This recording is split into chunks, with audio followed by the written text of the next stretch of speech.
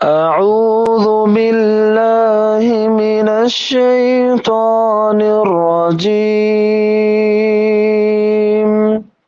بسم الله الرحمن الرحيم. ثم بعثنا من بعدهم موسى بآياتنا إلى فرعون وملئه فظلموا بها فانظر كيف كان عاقبة المفسدين.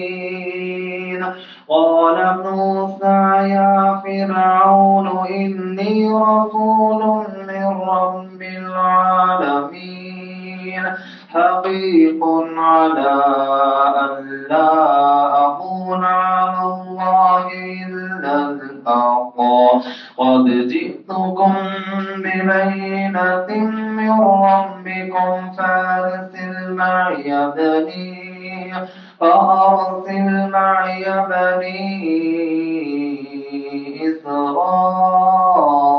إسرائيل.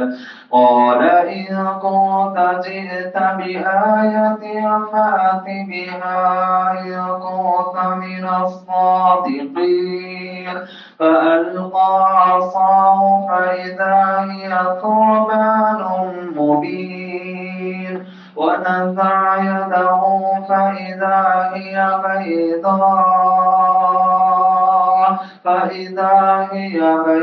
بيضاء للناظرين. قال الملأ من قوم فرعون إن هذا لساحر عليم يريد أن يخرجكم من أرضكم فماذا تأمرون. قالوا أرجه وأخاه وأرسل في المدائن حاشرين.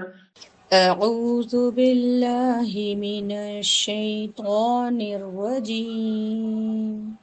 بسم الله الرحمن الرحيم. رب يسر ولا تعسر وتمم بالخير. رب اشرح لي صدري ويسر لي أمري واحلل عقدة من لساني يفقه قولي. آمين يا رب العالمين. اللهم أرنا الحق حقا وارزقنا اتباعه وأرنا الباطل باطلا وارزقنا اجتنابه. آمین. السلام علیکم ورحمۃ اللہ وبرکاتہ. تو آج انشاءاللہ ہم اس سورہ کا نیکسٹ رخ دیکھیں گے، جس میں کہ مختلف انبیاء اکرام علیہ السلام علیہ کے بعد، ان کے ذکر کے بعد اللہ سبحانہ تعالیٰ ایک ایسی قوم کا ذکر کرتے ہیں جو بنی اسرائیل کہلائی، جس کا ذکر آلموسٹ فرسٹ پارے سے لے کر لاسٹ پارے تک ہر پارے میں آیا ہے. وہ ہے موسیٰ علیہ السلام کی قوم، جو ہسٹری میں بنی اسرائیل کے نام سے مشہور ہوئی. ایکچولی اسرائیل یہ لقب تھا یعقوب علیہ السلام کا، تو ان کی نسل سے جو یہ قوم آگے بڑھی تو یہ بنی اسرائیل کہلانے لگی. تو یہ ایک واحد ایسی قوم ہے جو بہت پرانے، یعنی کہ نبی کریم صلی اللہ علیہ وسلم سے بھی کئی ہزاروں سال پہلے وجود میں آئی، یعنی یہ یعقوب علیہ السلام کی نسل سے ہے. تو وہ آج تک اس دنیا میں زندہ ہے.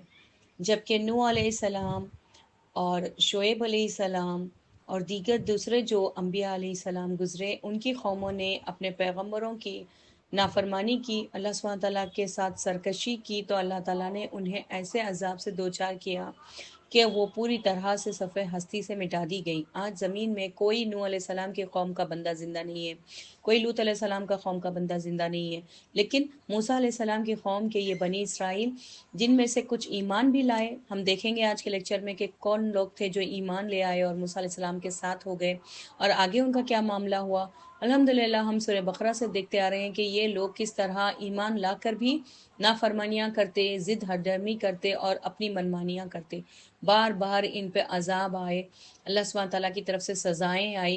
یہ توبہ کرتے پھر بگڑتے، توبہ کرتے پھر بگڑتے، اس طرح ان کا معاملہ رہا.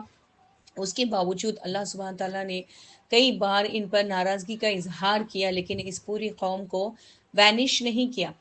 زمین پر زندہ رکھا، باقی رکھا. آج بھی ان کی کچھ نسلیں آج بھی باقی ہیں جو اسرائیل میں رہتے ہیں، یہ وہی ہیں بنی اسرائیل. تو انشاءاللہ دیکھتے ہیں کہ کیا وہ دعوت تھی. وہ جو پیغمبر تھے موسیٰ علیہ السلام جو ان کی طرف بھیجے گئے، اس وقت ان بنی اسرائیلیوں کی کیا حالات تھے، کس طرح یہ زمین پر جی رہے تھے، کیا ان کے معاملات تھے، اور کیا موسیٰ علیہ السلام کی دعوت تھی. یہ سب کچھ اس پارہ نمبر 9 میں اور اس سورہ اعراف میں اللہ سبحانہ تعالیٰ نے ان کا بہت ڈیٹیل میں واقعہ بیان فرمایا ہے کہ کس طرح بنی اسرائیلیوں کو نجات ملی، انہیں اقتدار ملا، کس طرح یہ پیارے رسول ان کے موسیٰ علیہ السلام ان کی طرف بھیجے گئے تو ان لوگوں کا کیا معاملہ تھا، جو کہ ہم دیکھیں گے آیت نمبر 103 سے لے کر 136 تک آلموسٹ ان سب کا اللہ سبحانہ تعالیٰ یہاں پر معاملہ بیان فرماتے ہیں. تو دیکھتے ہیں، ہم سٹارٹ کرتے ہیں آیت نمبر 103 سے. ثم بعثنا من بعدهم، پھر ان پیغمبروں یعنی نوح علیہ السلام، شعیب علیہ السلام، یہ تمام پیغمبر گزر جانے کے بعد ان کی قوموں کے ساتھ جو واقعات ہوئے، ان سب کے بعد اللہ سبحانہ تعالیٰ نے ایک اور پیغمبر کو بھیجا، یہاں تک کہ وہ کون تھے؟ حضرت موسیٰ علیہ السلام. اور کس کی طرف بھیجا؟ فرعون کی طرف اور بنی اسرائیلیوں کی طرف. موسیٰ علیہ السلام ایک وقت میں دو قوموں کی طرف بھیجے گئے، ایک تھی بنی اسرائیل اور دوسری تھی فرعون. فرعون تھے رائل فیملی، جو اس وقت کے راجہ لوگ یا رائل فیملی تھی، جو کنگڈم تھا ان کا. ایک پورے کنگڈم پر یہ فرعونیہ یعنی یہ ایک پوری ڈائنیسٹی تھی جو بنی اسرائیل پر حکومت کر رہے تھے. ان کی طرف اللہ سبحانہ تعالیٰ نے موسیٰ علیہ السلام کو بھیجا، جس کا ذکر اس آیت نمبر 103 میں اللہ سبحانہ تعالیٰ فرماتے ہیں. اور آیت 103 کو جب ہم دیکھتے ہیں تو اللہ سبحانہ تعالیٰ کہتے ہیں کہ ہم نے فرعون کی طرف موسیٰ علیہ السلام کو بھیجا، اور موسیٰ علیہ السلام اور ان کے سردار یعنی موسیٰ علیہ السلام فرعون کی طرف اور اس کے کورٹ منسٹرز جو تھے اس کے محل میں، اس کی سلطنت میں جو وزیر تھے، جو منسٹرز تھے، ان کی طرف. تو دیکھیے اللہ سبحانہ تعالیٰ کی ایک سنت ہوتی ہے، جب کسی قوم کی طرف اللہ سبحانہ تعالیٰ کوئی پیغمبر بھیجتے ہیں تو وہاں پر جب ایڈریس کیا جاتا ہے تو ایلیٹ کلاس کو ایڈریس کیا جاتا ہے، because they are the ruling party, اور وہی ٹرینڈ سیٹرز ہوتے ہیں، وہی لوگوں کو کنٹرول کرتے ہیں. اور اس زمانے میں جو راجہ ہوتا، جو رولر ہوتا، اسی کو جو پرجا ہوتی یا جو عوام ہوتی اسی رولر کو خدا مان کر پوجا کرتے. وہ کہتا اگر اٹھو تو اٹھ جاتے، وہ کہتا اگر جھک جاؤ تو اس کے آگے سجدے میں جھک جاتے. یہی معاملہ تھا بنی اسرائیلیوں کا بھی. تو یہ اسے پوری طرح سے اس قوم کو وہ کنٹرول کر رہا تھا. تو یہاں پر مین آپ ایڈریس دیکھیں گے فرعون اور اس کے منسٹرز کی طرف ہو رہا ہے. اللہ سبحانہ تعالیٰ خود 103 میں فرما رہے ہیں کہ ہم نے موسیٰ علیہ السلام کو فرعون اور اس کے سرداروں کی طرف بھیجا. اور وہ لوگوں کا کیا حال معاملات تھے؟ انہوں نے ظلم کو برپا کر کے رکھا تھا. بنی اسرائیل پہ بھی ظلم کر رہے تھے، خود اپنے نفسوں پر بھی ظلم کر رہے تھے، شرک کر کے اور کفر کر کے. تو اللہ سبحانہ تعالیٰ نے موسیٰ علیہ السلام کو بھیجا کہ جاؤ فرعون کی طرف اور ڈکلیئر کر دو انی رسول من رب العالمین، بے شک میں ایک رسول ہوں رب العالمین کی طرف سے. رب الناس نہیں کہا اللہ نے، رب موسیٰ نہیں کہا، رب بنی اسرائیل نہیں کہا، بلکہ رب العالمین. اور عالم کی ڈیفینیشن میں نے سورہ فاتحہ میں آپ سب کو بتائی تھی. عالم یعنی کمپلیٹ کریشن اس کے اندر آ جاتا ہے، زمین، آسمان، اسپیس، گیلیکسیز، جن، انس، ہر چیز جو اللہ سبحانہ تعالیٰ نے پیدا فرمائی وہ پورا مل کر عالم بنتا ہے. اس کا ایک بہت بڑا وسیع معنی ہے جو کہ ڈیٹیل میں سورہ فاتحہ میں رب العالمین جب ورڈ آیا تھا تو اس ٹائم پر میں نے ڈیفائن کیا تھا. تو امید ہے آپ لوگوں کو یاد ہوگا، نہیں تو آپ اس تفسیر کو پھر سے سن لیں ایک بار. تو یہاں پر اللہ نے موسیٰ علیہ السلام کو کیا حکم دیا کہ فرعون کے پاس جاؤ اور ڈکلیئر کرو کہ میں ایسا رسول ہوں جو تمام کائنات کا جو رب ہے اس کا میں رسول ہوں، اس کا میں بھیجا ہوا پیغمبر ہوں، اس کا میں بھیجا ہوا میسنجر ہوں.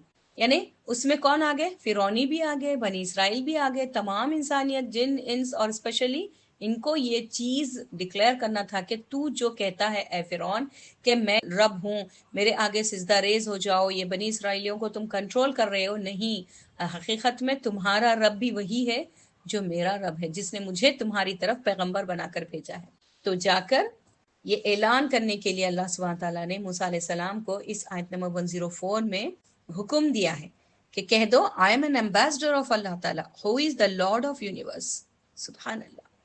تو یعنی جیسے جانا ہے جا کر ڈکلیئر کرنا ہے.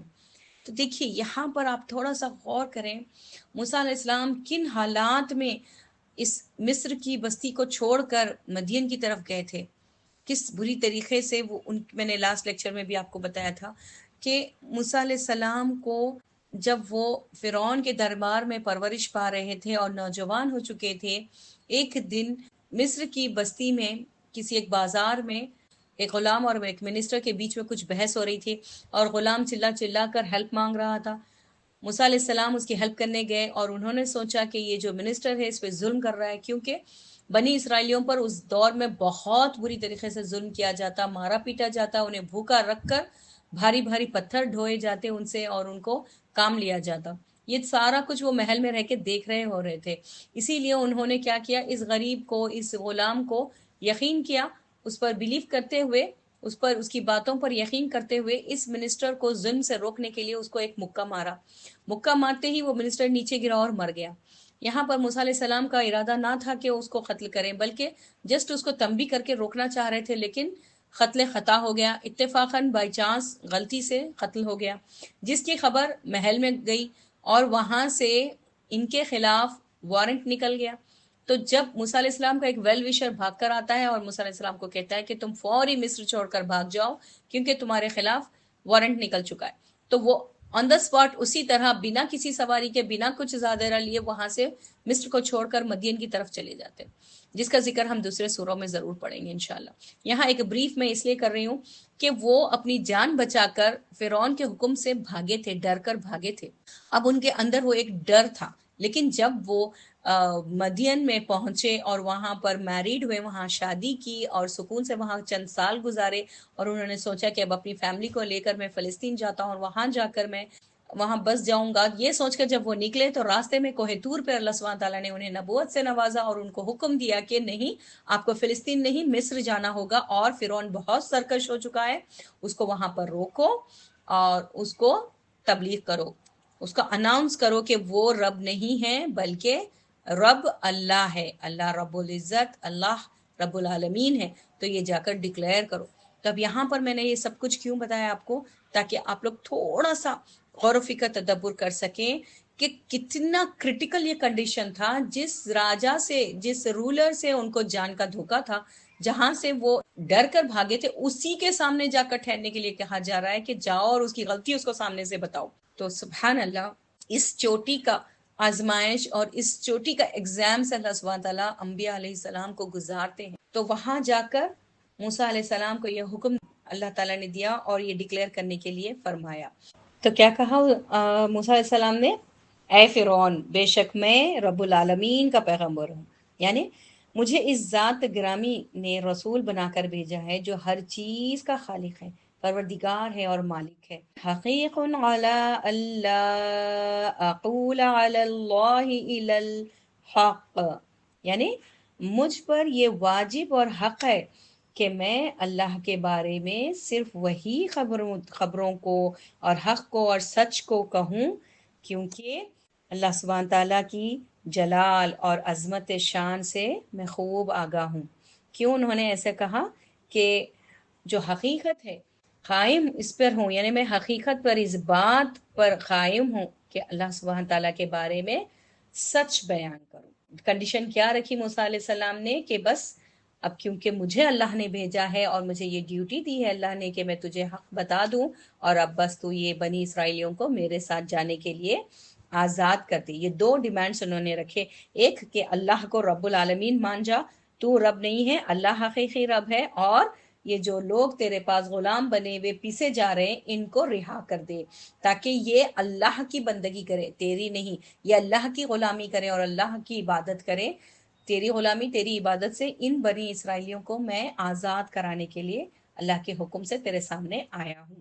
تو یہاں پر یہ یعقوب علیہ السلام کی نسل سے، یعنی یعقوب علیہ السلام کے بعد کیسے ہو رہا ہے. ابھی آپ دیکھو یہ کیسے بولیں گے ہم؟ ابراہیم علیہ السلام کے بیٹے اسحاق علیہ السلام، ان کی نسل سے یعقوب علیہ السلام ہے، پھر یعقوب علیہ السلام کی نسل سے یہ بنی اسرائیل ہے. ٹھیک ہے، جب یہ پڑھا جاتا ہے، ان کا لینیج پڑھی جاتی ہے، تو کس طرح پڑھتے ہیں؟ یعقوب بن اسحاق، یعنی یعقوب علیہ السلام اسحاق علیہ السلام کے بیٹے تھے، بن ابراہیم علیہ السلام، یعنی اسحاق علیہ السلام کس کے بیٹے ہیں؟ ابراہیم علیہ السلام. تو یہ اولادیں کن کی ہے؟ ابراہیم علیہ السلام کے بیٹے کے بیٹے کے بیٹوں کی نسل ہے بنی اسرائیل. تو اسی لیے ان کو آزاد کر دو، یہ پیغمبروں کی نسل سے ہیں اور یہ بنائے گئے ہیں اللہ کی عبادت کرنے کے لیے، اللہ کی غلامی کرنے کے لیے. تو اے فرعون، تو ان کو غلام بنا کر زبردستی اپنی عبادت نہیں کرا سکتا. یہ چیزیں موسیٰ علیہ السلام نے ڈکلیئر کی. قال ان کنت جئت بآیات فأت بها، قال یعنی فرعون نے کہا کہ اگر تم نشانی لے کر آئے ہو تو اگرچہ تم سچے ہو تو لاؤ دکھاؤ کیا نشانی لائے ہو. یعنی فرعون نے کہا کہ موسیٰ، تم جو کچھ کہہ رہے ہو میں اسے مان نہیں سکتا، سچ کیسے مان لوں، کیسے سمجھ لوں کہ یہ سچ کہہ رہے ہو تم؟ اگر تمہیں جو مطالبہ کر رہے ہو، جو تم ڈیمانڈ کر رہے ہو، اگر تم چاہتے ہو اسے میں پورا کروں، میں مان جاؤں، تو جو تم دعویٰ کر رہے ہو، اگر تم دعوے کے سچے ہو تو تمہارے پاس اگر کوئی نشانی ہے، کوئی دلیل ہے تو لاؤ ہمیں دکھا دو. تو یہ اس نے ڈیمانڈ کیا. تب موسیٰ علیہ السلام نے کیا کیا؟ اللہ سبحانہ تعالیٰ نے موسیٰ علیہ السلام کو کون سے معجزے دیے تھے؟ ایک تھا ان کا عصا، ان کے عصا تھا، اور دوسرا ید بیضاء یعنی چمکتا ہوا ہاتھ.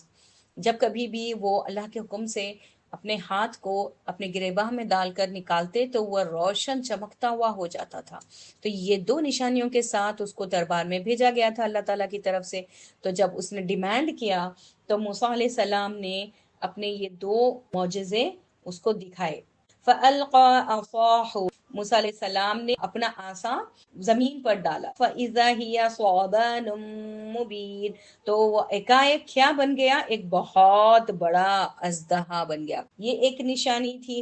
وَنَزَعَ يَدَاهُ فَإِذَا هِيَ بَيْضَاءُ لِلنَّاظِرِينَ، ان کے پاس دو نشانیاں تھیں، ایک تو انہیں اپنا عصا زمین پر ڈالا، دوسرا انہوں نے اپنا ہاتھ گریباں میں ڈال کر باہر نکالا تو وہ ایک سفید چمکتا ہوا نظر آنے لگا. ان تمام درباریوں کو، عوام کو اور خود فرعون کو چمکتا ہوا ہاتھ وہ نظر آنے لگا. جو ہاتھ بالکل نارمل تھا، گریباں میں ڈال کر نکالتے ہی وہ چمکنے لگا.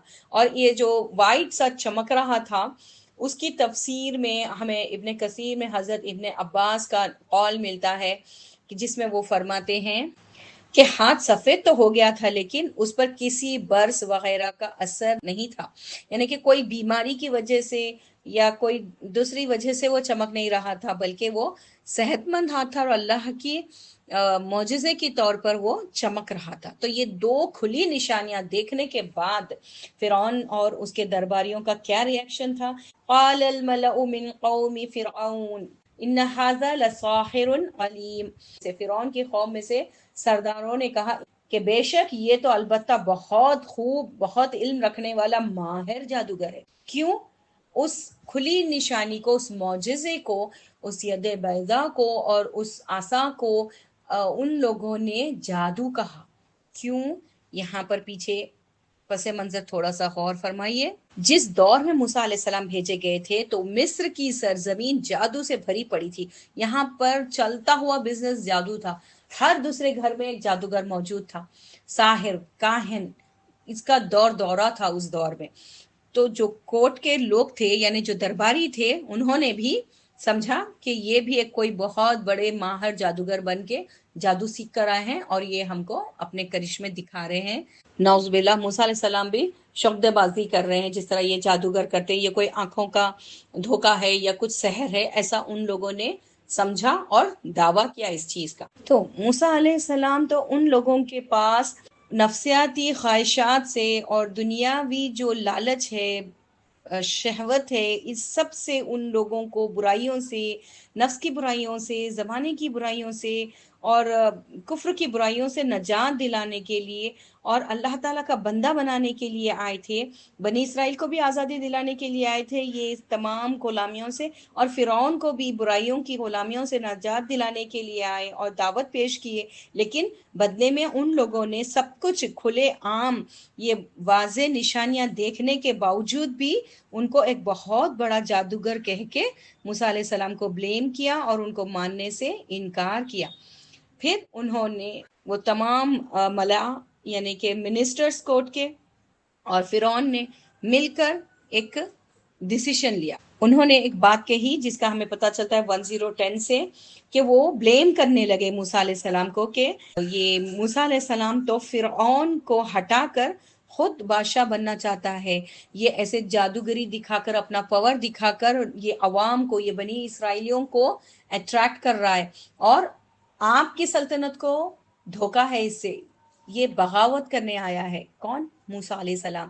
تو اس طرح سے کورٹ کے منسٹرز نے اور وہ لیڈرز نے فرعون کو کہا، بھڑکایا اور ایسے سٹیٹمنٹس دیے کہ فرعون تو وہ اژدہا دیکھ کر، یہ تمام چیزیں دیکھ کر خوف زدہ تھا، تو یہ سردار بھی خوف زدہ ہوئے، بٹ جب وہ تھوڑا سا نارمل ہوئے تو انہوں نے وہ آپس میں مشورہ کرنے لگے۔ پھر انہوں نے کیا الزام لگایا کہ موسیٰ علیہ السلام ایک ماہر جادوگر بن گئے ہیں اور وہ اب آ کر فرعون پر غالب ہونا چاہتے ہیں، جس طرح وہ لوگ ڈر گئے اسی طرح یہ بنی اسرائیل کو بھی ڈرا کر ان کو مغلوب کرنا چاہتے ہیں اور فرعون کی سلطنت پر غالب آنا چاہتے ہیں، اور بنی اسرائیل کو ان کے علاقے سے باہر نکال کر لے جانے میں کہیں کامیاب نہ ہو جائیں، کیونکہ آتے ہی انہوں نے کہا نا، ایک تو کفر سے باز آ جاؤ اور دوسرا بنی اسرائیل کو سیٹ فری، میرے ساتھ آزاد کر کے بھیج دو، یہ دو ڈیمانڈز تھے نا۔ تو اس کو ان لوگوں نے کس طرح کوٹ کیا، یہ منسٹرز نے، کہ یہ آپ کے سلطنت کو ہڑپ کرنے آیا ہے، یہ آپ کے قبضے سے یہ پوری عوام کو، یہ پورے غلاموں کو نکال کر لے جانا چاہتا ہے۔ اب آپ کا جو ایفیکٹ تھا یا آپ کا جو ان لوگوں پر گرپ تھی، جو یہ آپ کے لیے چپ چاپ کام کرتے تھے، ان سب کو یہ بھڑکانے آئے ہیں۔ اس طرح سے ان لوگوں نے الزامات لگائے، تو جس کا ذکر ہمیں سورہ القصص میں بھی آیت نمبر 6 میں ملتا ہے کہ اللہ سبحانہ تعالیٰ فرماتے ہیں، اور فرعون اور حامان اور ان کے لشکروں کو وہ چیز دکھا دیے جس سے وہ ڈرتے تھے۔ کیا ڈر تھا ان کو؟ اپنے ہاتھ سے سلطنت چلے جانے کا ڈر تھا۔ جب انہوں نے حضرت موسیٰ علیہ السلام کے بارے میں آپس میں مشورہ کیا تو وہ اس بات پر متفق ہو گئے جس کا اللہ سبحانہ تعالیٰ نے ان آیات میں ذکر فرمایا ہے، یعنی کہ ان کو یقین ہو گیا کہ موسیٰ علیہ السلام کوئی بہت بڑی پاور کے ساتھ آئے ہیں، اب ان کے ہاتھ سے بنی اسرائیلیوں کو بچانا یا اپنے تخت کو بچانا مشکل ہو رہا ہے۔ تو اب وہ کانسپریسیز میں لگ گئے کہ کس طرح اس موسیٰ کی لائی ہوئی اس دلیل کو، اس روشنی کو، اس نور کو ہم بجھا دیں، کیا ہم کانسپریسیز کریں کہ یہ بنی اسرائیلیوں پر افیکٹو نہ ہو، ان کو یہ غلبے میں نہ لے سکے۔ تو اس طرح کی وہ لوگ کانسپریسیز کرنے لگے، جس کا ہمیں یہاں سورہ قصص کی آیت 6 سے بھی پتہ چلتا ہے اور آیت نمبر 1010 سورہ اعراف کی سے بھی ہمیں پتہ چلتا ہے۔ اگلی آیت سورہ 111 میں ہمیں پتہ چلتا ہے کہ اللہ سبحانہ تعالیٰ فرماتے ہیں، تو انہوں نے کہا اسے اور اس کے بھائی کو، کہاں گئے تھے وہاں پر؟ موسیٰ علیہ السلام ہارون علیہ السلام کے ساتھ گئے تھے، تو ان دونوں کو مہلت دو، یعنی ان کا جو یہ پروگرام ہے ٹائم بینگ کے لیے ملتوی کر دو، پوسٹ پون کر دو، ان کا یہ جو شو چل رہا ہے نعوذ باللہ، یعنی کہ جو یہ معجزات دکھا رہے ہیں اور جو یہ اللہ کی تبلیغ کر رہے ہیں، اللہ کی طرف دعوت دے رہے ہیں، تو وہ ان لوگوں نے اس کو کیا کہا، یہ جادو کا جو شو کر رہے ہیں نا، انہوں نے ایسے الزام لگایا کہ یہ سحر ہے اور اس کا جو یہ لائیو شو کر رہے ہیں اس کو تھوڑی دیر کے لیے پوسٹ پون کرتے ہیں، اور ہمارے شہر میں بھی، جیسے میں نے کہا کہ ایجپٹ کی گلی گلی میں جادوگر بستے تھے، تو ہمارے شہر کے بھی ماہر جادوگروں کو اکٹھا کریں گے اور اس سے مقابلہ کروائیں گے۔ کیوں یہ سب کچھ کیا انہوں نے؟ کیونکہ ان کو تھریٹ فیل ہوا کہ ان کی سلطنت کہیں پلٹ نہ جائے، تختہ پلٹ نہ ہو جائے، کہیں یہ غلام جاہل جو دبے ہوئے لوگ بنی اسرائیل کے ہیں یہ سوچنے لگیں کہ فرعون سے بھی پاورفل کوئی آ گیا ہے، تو چلو فرعون کی غلامی سے نکل کر ہم ان کے فالوورز بن جاتے ہیں، یہ ہمیں آزادی دے دینے کی بات کر رہے ہیں نا۔ سب لوگ سن رہے تھے نا، اوپنلی انہوں نے یہ تبلیغ کی تھی. تو یہ ان کے اوپر خوف طاری ہو جانے کی وجہ سے انہوں نے کیا کہا کہ موسیٰ علیہ السلام کے جو معجزات ہیں اس کو ہم بیٹ کریں گے. کیسے؟ کیونکہ وہ سمجھ رہے تھے کہ ایک جادو ہے، تو ہمارے تمام جادوگروں کو، شہر کے پورے جادوگروں کو بلا کر اس سے ایک کمپٹیشن لگاتے ہیں تاکہ موسیٰ علیہ السلام جو کچھ بھی لے کر آئے ہیں وہ ہار مان جائیں، وہ کمزور پڑ جائیں. اس طرح سے ان کا خیال تھا. تو انہوں نے یہ پلاننگ کی کہ ہمارے شہر کے تمام ماہر جادوگروں کو بلا بھیجتے ہیں، پھر دیکھتے ہیں کہ اس کا جادو کتنا چلتا ہے. تو یہیں تک میں سٹاپ کروں گی، آیت 111 تک. تو اب ہم دیکھتے ہیں کہ آل ٹوگیدر ہم نے آج کے سبق میں کیا چیز کو سمجھنے کی کوشش کی، اور اللہ سبحانہ تعالیٰ یہاں پر کیا بیان کر رہے ہیں. آیت 103 سے اللہ سبحانہ تعالیٰ بیان کرتے ہیں کہ حضرت موسیٰ علیہ السلام کو اللہ تعالیٰ نے سرکش فرعون کی طرف بھیجا اور نبوت دی اور معجزات عطا فرمائے پوری تیاری کے ساتھ، اور ہارون علیہ السلام کی صحبت، ان کے سپورٹ کے ساتھ دونوں کو اللہ تعالیٰ نے وہاں پر اس کے دربار میں بھیجا. اور کیا حکم دیا کہ جاؤ اور اپنے معجزات دکھاؤ اور سیدھی سیدھی تبلیغ کر دو کہ اللہ رب العالمین کی طرف سے میں بھیجا گیا ہوں، اپنی نبوت کا اعلان کر دو. فرعون نے اسے جادو کہہ کر، اور ماہر جادوگر کس کو؟ موسیٰ علیہ السلام کو کہہ کر، مقابلے کے لیے اپنے شہر سے تمام ماہر جادوگروں کو اکٹھا کیا. یعنی عصا دیکھ کر اور ید بیضا دیکھ کر فرعون نے اپنے منسٹرز کے ساتھ مل کر موسیٰ علیہ السلام کو ایک چیلنج دیا کہ تم مقابلے کے لیے آؤ، یہ ساری چیزیں تم ایک ماہر جادوگر بن کر آئے ہو، لہٰذا ہم اس کو نہیں مانیں گے اور نہ ہی بنی اسرائیل کو تمہارے ساتھ بھیجیں گے، تم کو ہمارے ساتھ مقابلہ کرنا ہوگا. یہاں تک کی بات ہم نے ان آیتوں سے سیکھی.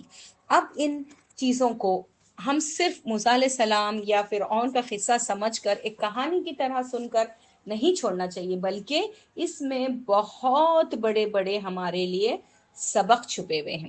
آئیے دیکھتے ہیں کہ ہم اپنی لائف میں کیا اسباق اس قصے سے، موسیٰ علیہ السلام کے اس واقعے سے ہم نکال سکتے ہیں.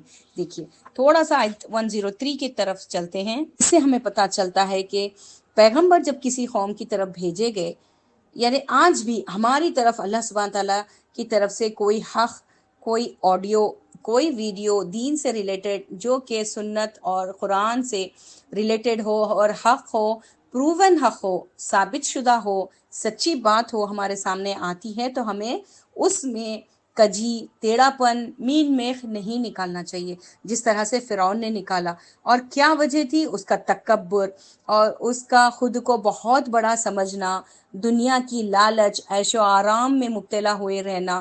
یہ ساری چیزوں کی وجہ سے وہ حق کو قبول نہ کر سکا، جبکہ اس کے دل پر بھی خوف طاری ہوا تھا. معجزات دیکھ کر وہ بھی چونکا تھا. اس کو بچپن سے اس نے موسیٰ علیہ السلام کو پرورش کی، ان کے آنکھوں کے سامنے وہ پڑے ہوئے، اس کے بعد اچانک سے یہ ایسے روپ میں وہ آئے اور رب العالمین کی طرف سے رسول بنا کر بھیجے گئے ہیں، یہ سب کچھ دعویٰ کیا، اور اس کے ڈیمانڈ پر انہوں نے معجزات بھی دکھائے. سب کچھ دیکھنے کے باوجود بھی اس نے حق کا انکار تکبر کی وجہ سے اور اپنی دنیاوی عیش و آرام اور بادشاہت کو کھو دینے کے ڈر سے، یعنی دنیا کو کھو دینے کے ڈر سے اس نے انکار کیا. تو ہمیں یہاں پر یہ بات اچھی طرح سے یاد رکھنی چاہیے کہ جب کبھی زندگی میں، آج آپ لوگ اگر یہ آڈیو سن رہے ہو تو یہ کوئی ایسا اتفاقاً یا کوئنسیڈنس نہیں ہے، بلکہ اللہ سبحانہ تعالیٰ نے آپ سب سننے والوں کے لیے کچھ پلان کر کے رکھا ہے. تبھی یہ پرٹیکولر آیتیں، تبھی یہ پرٹیکولر واقعہ آپ لوگوں کو اللہ سبحانہ تعالیٰ آج یہاں تک بٹھا کر سنا رہا ہے. تو ہمیں بھی اپنی زندگیوں میں غور و فکر سے کام لینا چاہیے، اور جب کبھی بھی کوئی دلیل کے ساتھ ثابت شدہ حق ہمارے سامنے آ جائے، فوری سننا اور اطاعت کرنی چاہیے، اس کو امپلیمنٹ کرنا چاہیے. اس میں اگر ہمیں کوئی حکم ملتا ہے کہ یہ کرنا چاہیے تو کر لے، اور اگر حکم ملتا ہے کہ کوئی چیز آپ غلط کر رہے ہو، اسے روک دو، تو فوری رک جانا چاہیے. یہی ایک سمجھدار مومن کا رویہ ہوتا ہے کہ وہ حق آنے کے بعد مین میخ نکالنا یا ڈھیل ڈھال کرنا یا بہانے بازیاں کرنا یا ٹائم فکس کرنا، ابھی نہیں، کچھ سال بعد کروں گی، کچھ سال بعد اس پر عمل کروں گا، ایسے نہیں ہوتا اس کا معاملہ. وہ فوری سمعنا و اطعنا جیسے صحابہ کرام نے کیا تھا وہ روش پر ہوتا ہے. تو اپنے ایمان کو یہاں پر ہمیں مضبوط کرنا ہے اور اپنے آپ کو مضبوطی کے ساتھ حق پر جمع دینا ہے.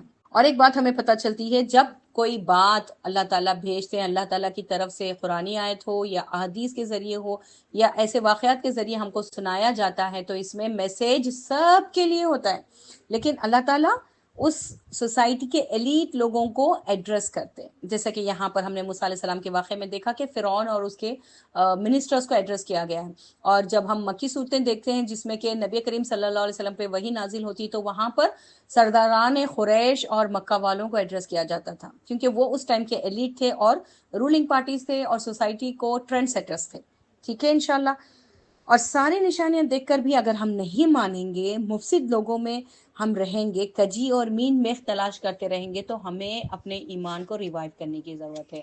تب ہم ایمان ہمارا خطرے میں ہے، یہ ہمیں سمجھ لینا چاہیے۔ اور اگلی آیتوں سے یہ بات پتہ چلتی ہے، یعنی آیت 105 سے اور 104 سے ہمیں پتہ چلتا ہے کہ پیئر پریشر میں آ کے نفساتی خواہشات کے چلتے یا ورلڈلی دنیاوی شہوت کی وجہ سے ہمیں اللہ کی بندگی سے منہ نہیں موڑنا چاہیے۔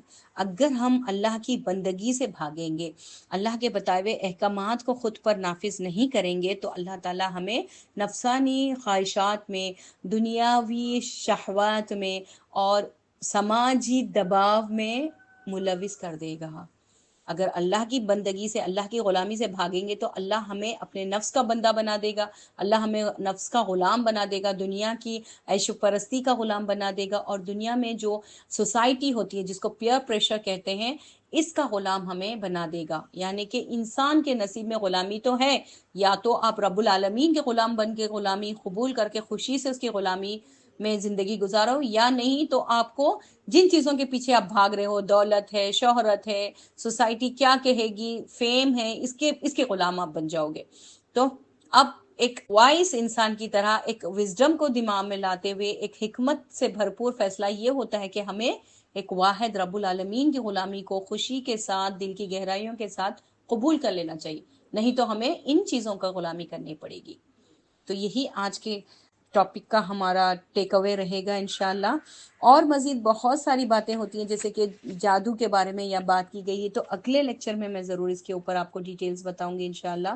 تو اس طرح سے ہمیں آیتوں کو اپنی زندگی سے ریلیٹ کرنا چاہیے اور اپنے اپنے حالات کو اللہ سبحانہ تعالیٰ کے احکامات کے مطابق ڈھالنے کی کوشش کرنی چاہیے، کیونکہ زندگی صرف ایک بار ملتی ہے، اور اللہ سبحانہ تعالیٰ ہر انسان کو زندگی میں سدھرنے کا موقع دیتے ہیں، اس کو ایک بار اپنے اعمال پر نظر ثانی کرنے کا موقع دیتے ہیں، اس کی تربیت کرتے ہیں، موقع فراہم کرتے ہیں۔ تو ہمیں ان موقعوں کو گریبس کرنا چاہیے، اس کو غنیمت سمجھنا چاہیے اور لگے رہنا چاہیے۔ تو انسان جب صالحین کی صحبت میں رہے گا، قرآن اور اس کے ذکر اور اذکار کی صحبت میں رہے گا، اس کو بار بار پڑھتا اور سمجھتا رہے گا، پونڈر کرے گا، تدبر کرے گا، غور و فکر کرے گا، اللہ کے میسیج کو ماننے کی نیت سے، اطاعت کی نیت سے بیٹھ کے قرآن سنے گا، اللہ سبحانہ تعالیٰ اس کے درجات بلند فرماتے ہیں، اور اللہ سبحانہ تعالیٰ اس کو اپنے قریب کرتے ہیں، اور عذاب سے، اللہ کے غضب سے، دوزخ سے وہ دور ہوتا جاتا ہے، اللہ کے قریب وہ اٹھتا جاتا ہے، اور خیر و برکت اور رحمتیں اس کی زندگی میں نازل ہونے لگتی ہیں۔ سبحان اللہ، اللہ کے قریب جانے کے بے شمار فائدے ہیں، بے شمار اللہ سبحانہ تعالیٰ نے ہمیں راستے فراہم کیے ہیں۔ تو اللہ سبحانہ تعالیٰ آخری سانس تک ہمیں قرآن کا طالب علم بنائے رکھے، نیک اور اچھی باتیں پھیلانے والا بنائے، حق کو حق واضح کر کے دکھائے اور اس کی اتباع کرنے والا بنائے، اور باطل کو ہمارے سامنے اللہ تعالیٰ عیاں کر دے اور اس سے بچنے کی، اجتناب کرنے کی ہمیں توفیق، ہمت اور صلاحیت نصیب فرمائے، آمین۔ اللہ سبحانہ تعالیٰ ہمارا یہاں پر آنا، اللہ کی باتوں کو سننا، سمجھنے کی کوشش کرنا، اس سے ہماری زندگیوں میں مورل کو عکس کر کے اس پر عمل کرنے کی جو ہم نے نیت کی ہے اس کو قبول فرمائے، اور ہمارے میزان حسنات میں بھاری نیکیوں کی طرح درج کرے۔ اللہ سبحانہ تعالیٰ ہم سب کو آخری سانس تک ایمان پر حق کے ساتھ جمع دے، اور جب ہم مرنے لگیں تو ہمارے کلمہ ہو لا الہ الا اللہ، آخری ہمارے الفاظ کلمہ طیبہ ہو، کلمہ طیبہ والی موت ہمیں اللہ سبحانہ تعالیٰ نصیب فرمائے، خاتمہ خیر پر کرے۔ ربنا ثبتنا بعند الموت لا الہ الا اللہ، آمین یا رب العالمین۔ سبحانک اللہم و بحمدک، نشہد ان لا الہ الا انت، نستغفرک و نتوب الیک۔ السلام علیکم۔